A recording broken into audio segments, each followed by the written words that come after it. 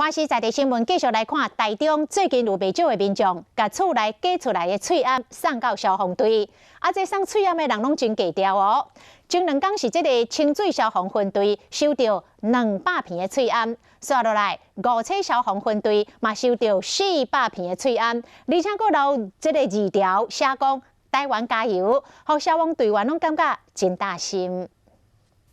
画面内，这位小姐伫无啊，赶翠暗，赶一大袋白色塑胶袋啊，行到台中5车消防分队，看到队员出来，将手内塑胶袋啊交予对方，讲2句话了后，就回头离开。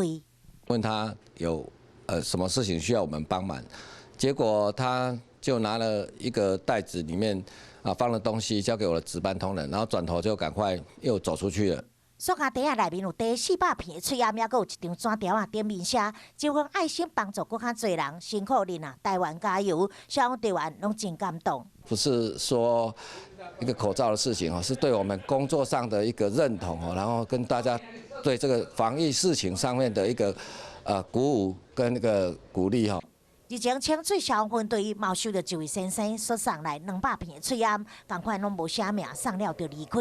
带头做起的善行嘛，带动其他的人将厝内寄出来翠暗送予消防分队，互徛伫救灾第一线消防人员会当伫翠暗物资欠缺的时阵，嘛会当得到保护。